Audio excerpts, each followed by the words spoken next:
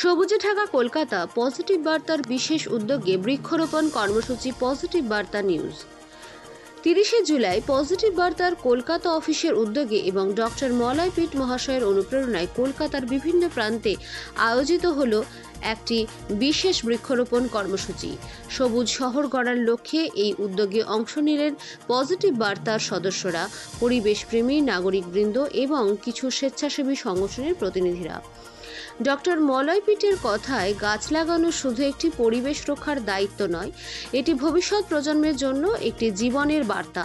আমরা চাই প্রতিটি মানুষ যেন অন্তত একটি করে গাছ নিজের হাতে লাগান আর যত্ন নেন। এই কর্মসূচির উদ্দেশ্য শুধুমাত্র গাছ লাগানো নয়, বরং সেই গাছগুলি রক্ষণাবেক্ষণের দায়িত্ব নিয়েও এগিয়ে আসা। পজিটিভ বার্তার কর্মীরা স্থানীয় বাসিন্দাদের সঙ্গে আলোচনা করে গাছের দেখভালের জন্য একটি টিম গঠন করেছেন প্রতিটি এলাকায়। অনেক শিশু ও কিশোর কিশোরীরাও গাছ লাগানোর এই মহতী কর্মে অংশগ্রহণ করে আনন্দে উচ্ছ্বসিত হয়ে ওঠে। তাদের চোখে মুখে ছিল এক গভীর উত্তেজনা ও দায়িত্ববোধের প্রতিফলন।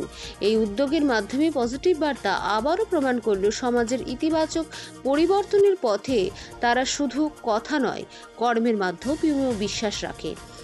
পরিবেশ রক্ষা করতে চাইলে আজই শুরু হোক সবুজ ভবিষ্যতের পথে পদক্ষেপ। এক একটি গাছ হোক জীবনের প্রতীক। ব্যুরো রিপোর্ট, পজিটিভ বার্তা।